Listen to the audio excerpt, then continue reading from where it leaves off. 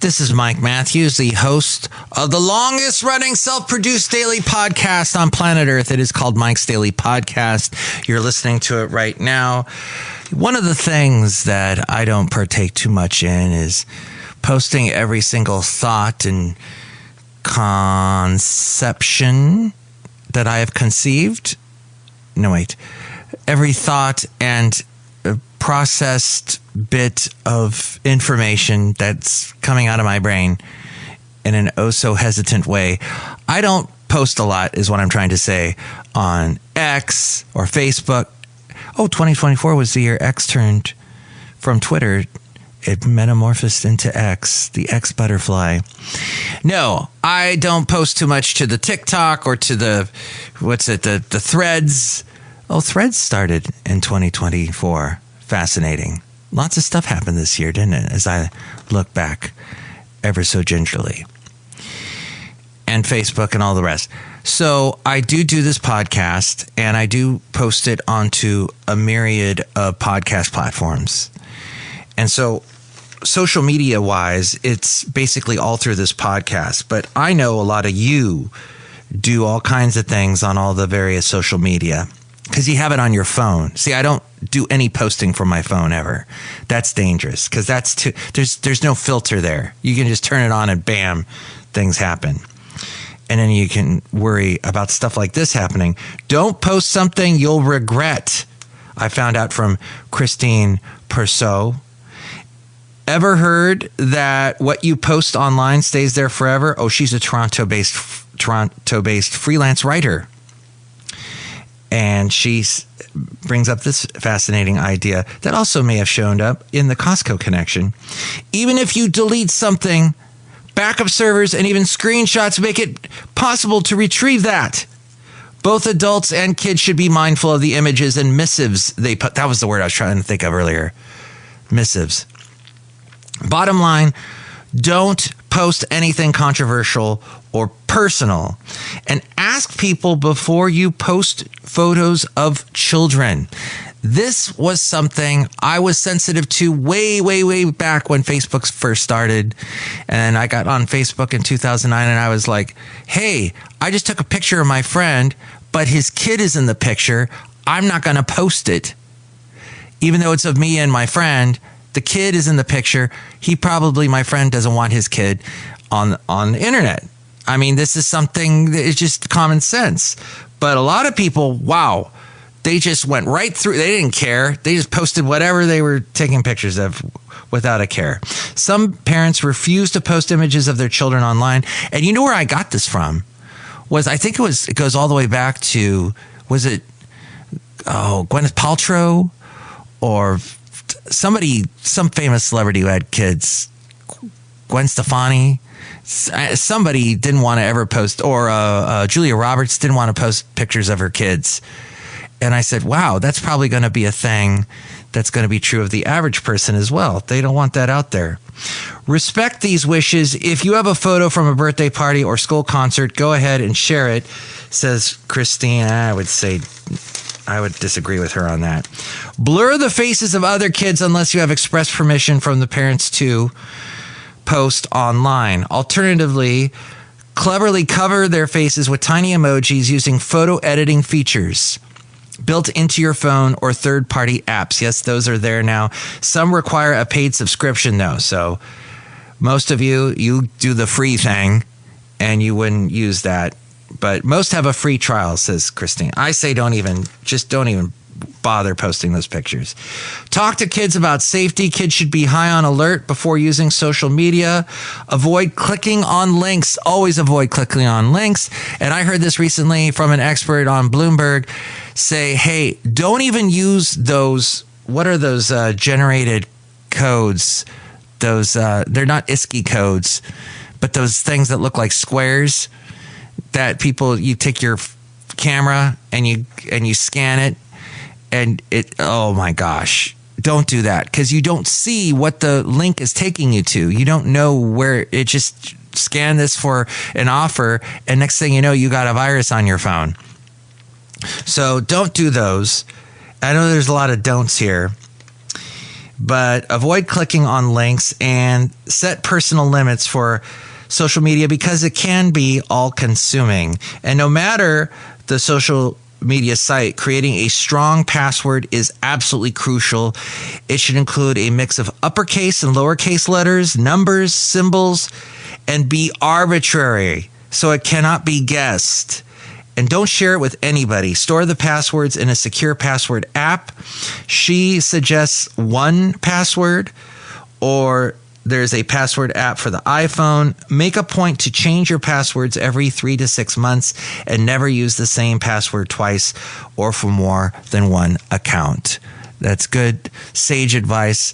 I'm a sage type of guy. I like to throw a little bit of sage on top of my Christmas holiday turkey, which I did this past Christmas holiday.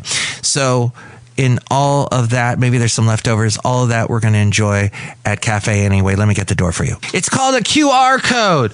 QR stands for quick response code. Yeah, don't ever use those. Don't use those, lovely lady friend. Café Anyway. Welcome to Café Anyway.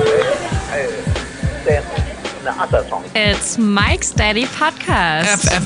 Episode 2983, 2983, and Mike Matthews with a show called Mike's Daily Podcast that we've been doing a while, and a smile is maybe on my face because there's something I realize, and I'm going to try to erase some of the bad things that happened in 2024.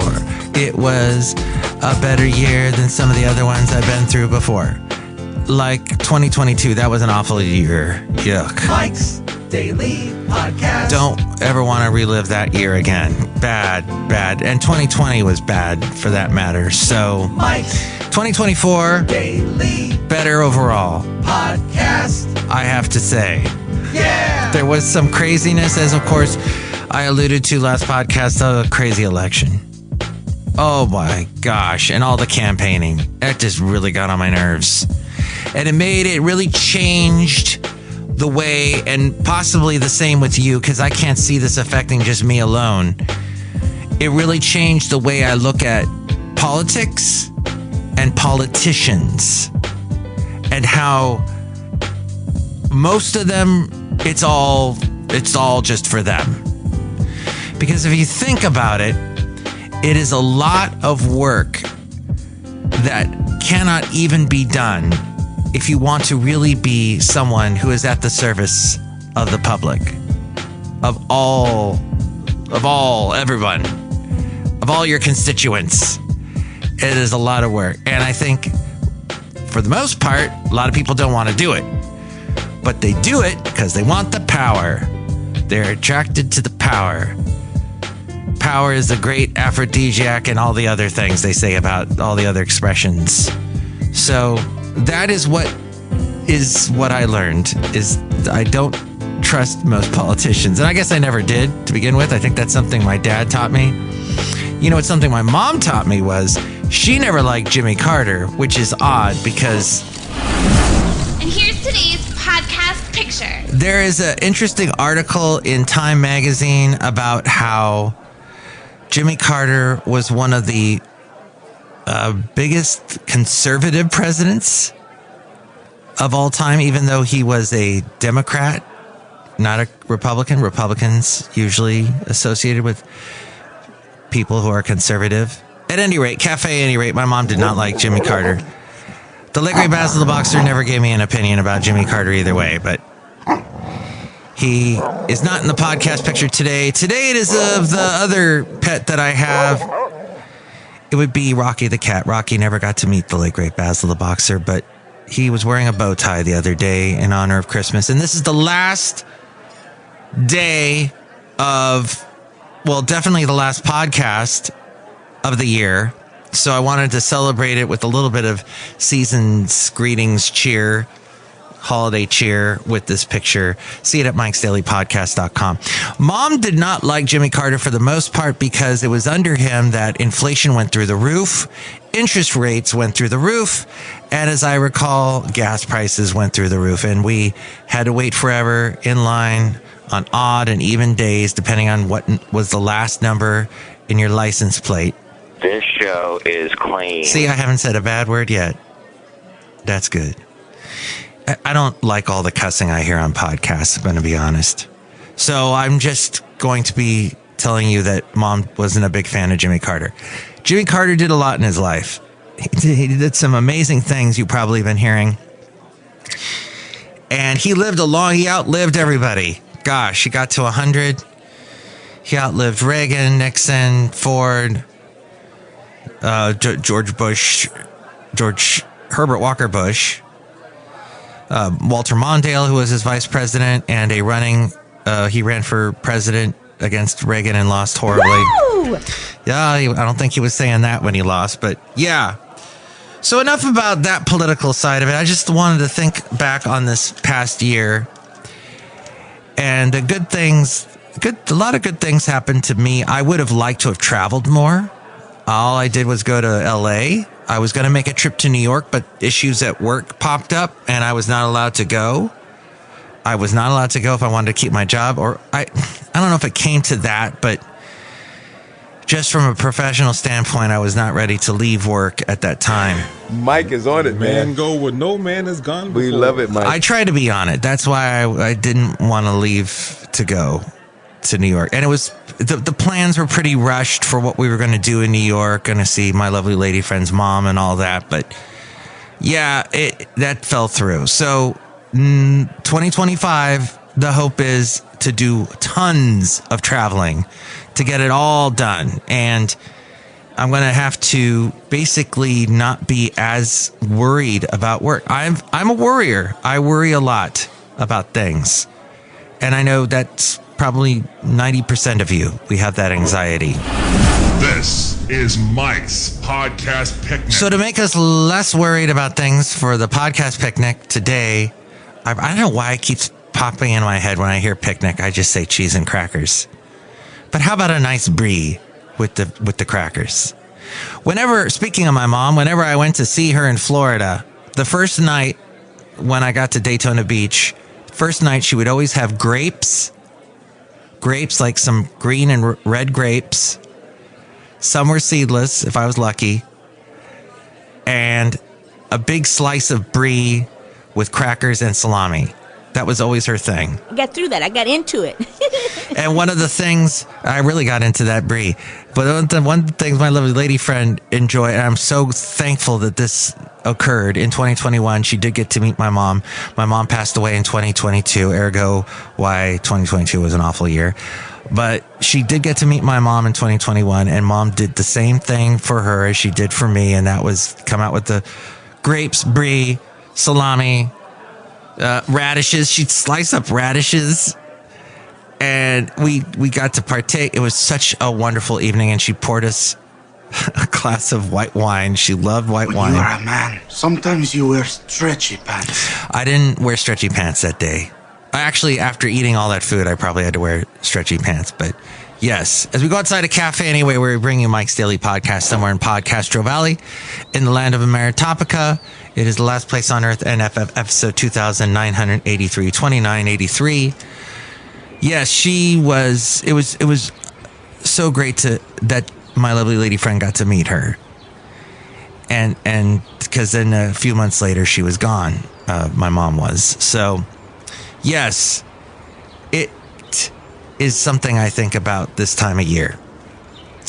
Anyway, Café Anyway.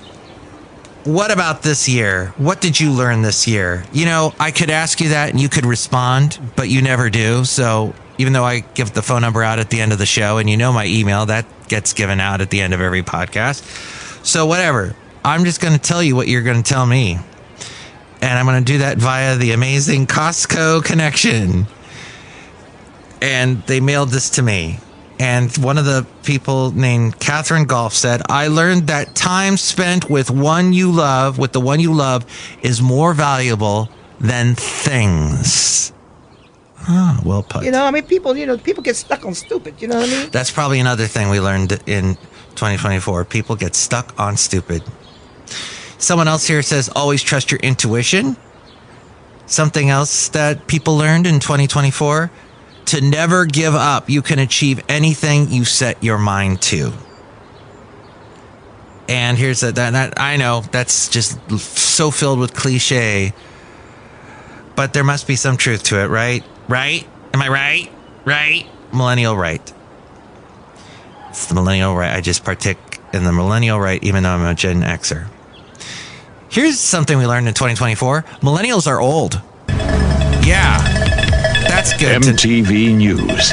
You hear it first. All the you know what we got from millennials over all the years that they've been around. Oh, you're so old, Gen Xers and boomers. Okay, boomer, all that stuff. No, you know what? Millennials, you're old. It finally really came out in 2024. You're old.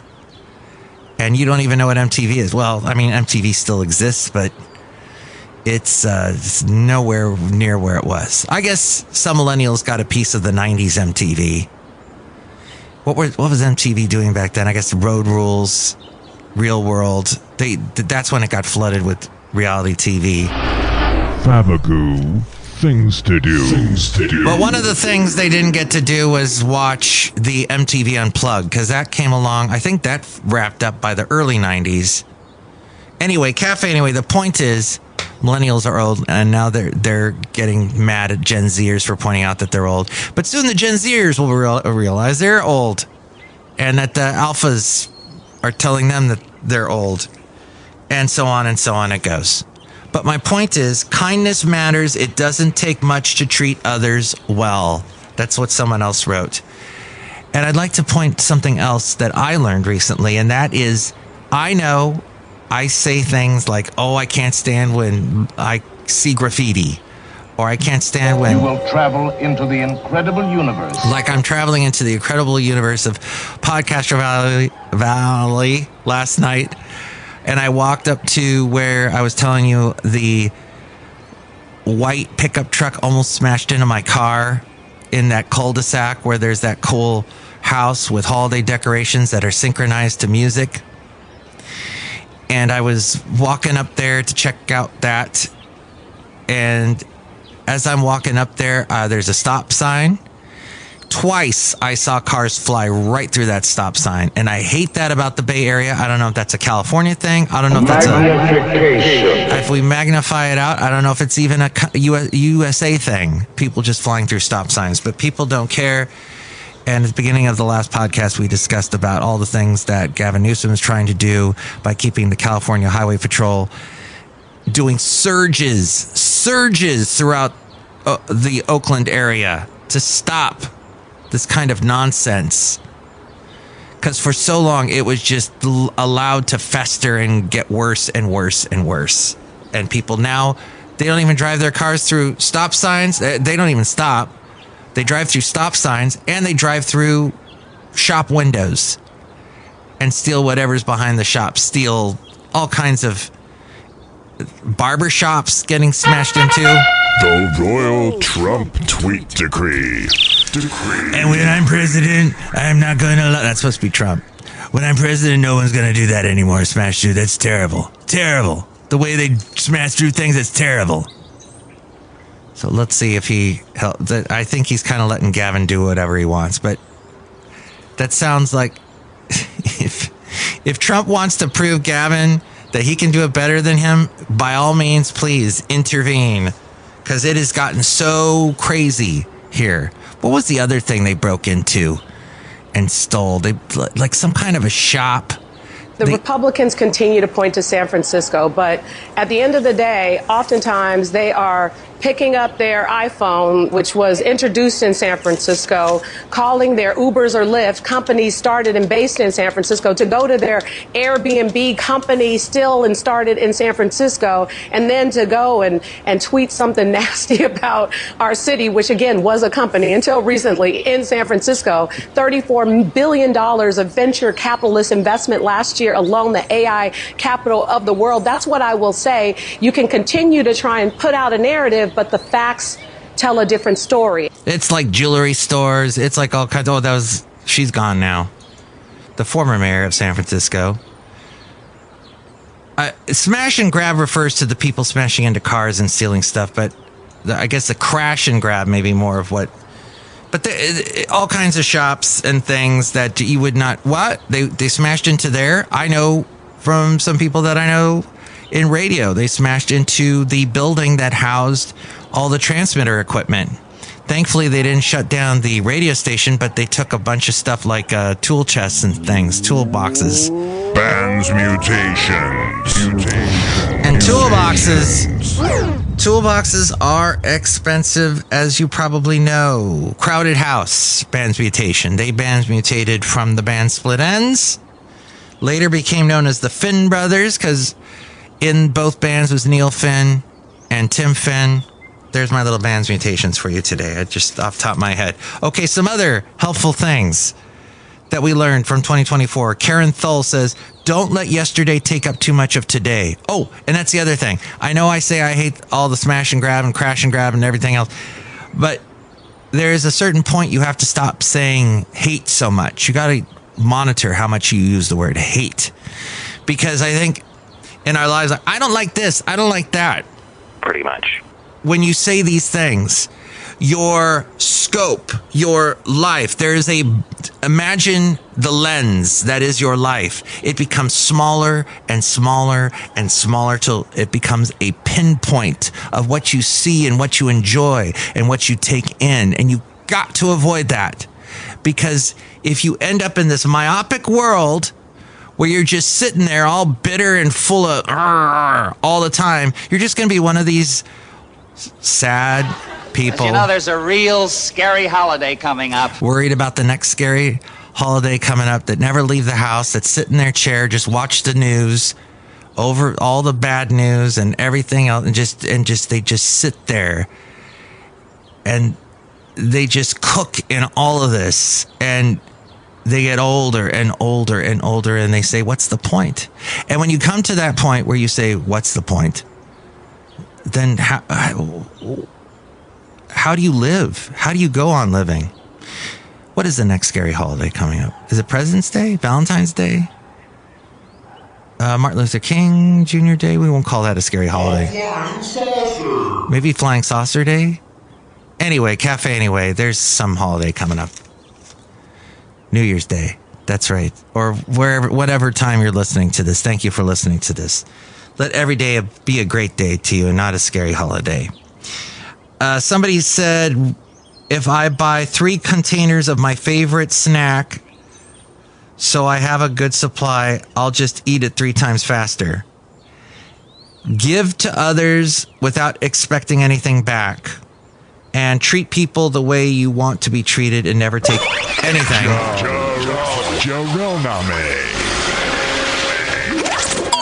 That's right. Jarrell Name to all of that. No.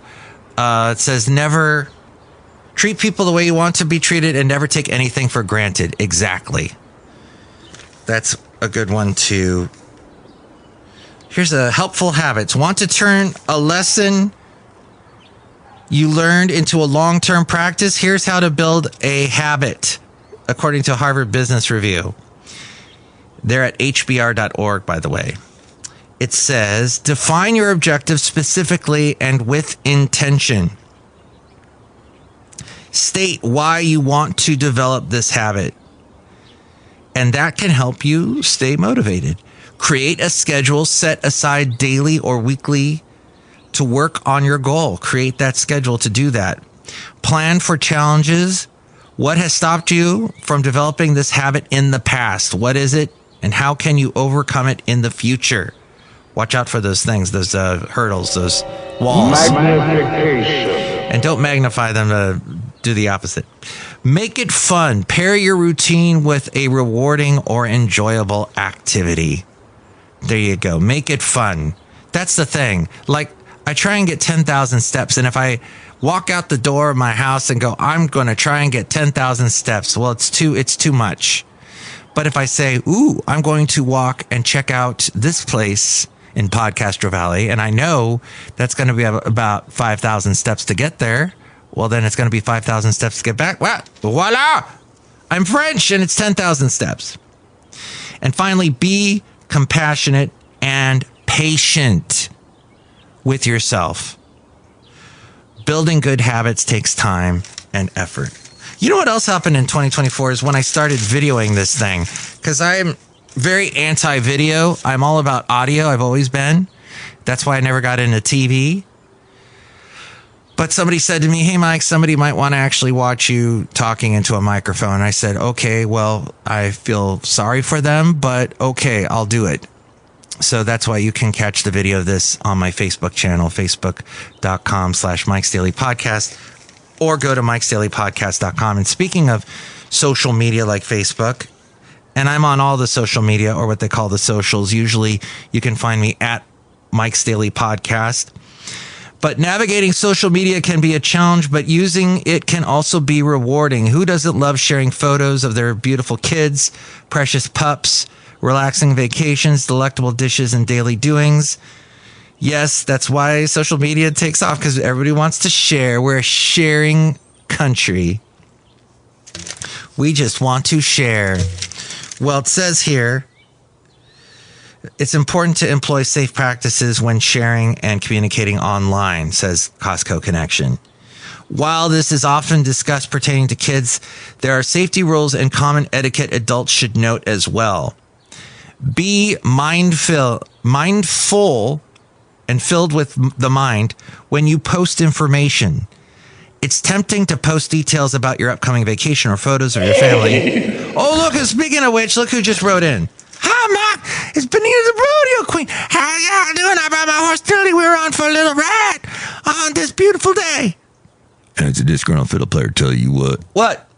2024 is over with. It's time to do some traveling in 2025. That is correct. But if you are traveling, don't do photos of your family at the airport when you're about to board a plane.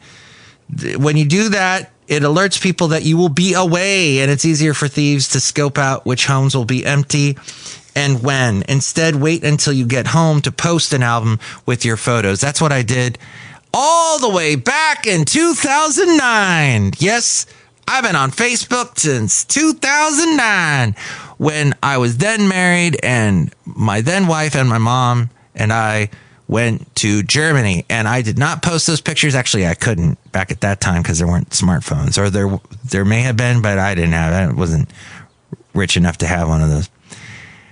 And I waited till I got back to post all those pictures for this very reason, and the other reason because I wasn't rich. Oh, look who's pouring me something. Oh, my God, make delicious root beer. That's right now. Oh, boy. Thank you, Brewmaster. I'm going to try that right now. That's delicious. What's in it? Maple syrup. Drink it right now. I'll cut you. Oh, boy. Happy New Year. Happy New Year to everybody. Happy New Year. Let's see. Did you put maple syrup in there? Yeah, maple syrup. Did you know there are written accounts? See, Maple Syrup Day was on December 17th. Written accounts of maple sugaring in North America dating back to 1557. According to the University of Vermont, what is known is that maple syrup industry came to life during the Civil War, when the invention of evaporator pans and metal spouts were introduced, as well as the introduction of tin cans. All of that.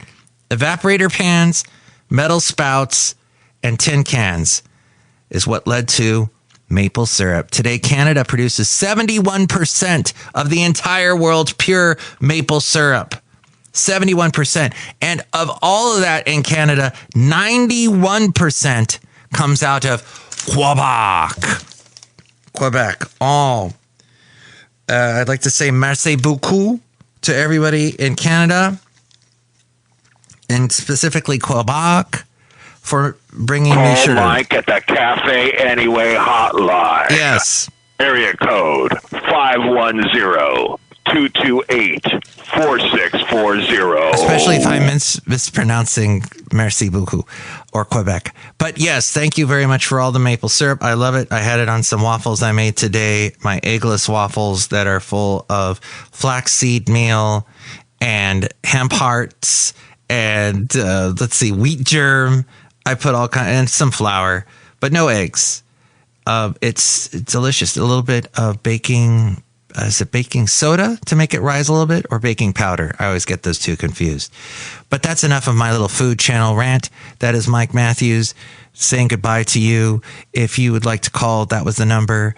Call me anytime here at Café Anyway. Happy New Year. To find out all things having to do with Mike's Daily Podcast, we go to the mainframe and hear from A-Frame. And I hope you have a wonderful 2025. Tell all your friends about this show, and thanks for listening. Mike's Daily Podcast is written and produced and performed by Mike Matthews. His podcast is super easy to find. Download or listen to his show and read his blog at mikesdailypodcast.com. Email Mike now at mikesdailypodcast@gmail.com. See you tomorrow. Bye!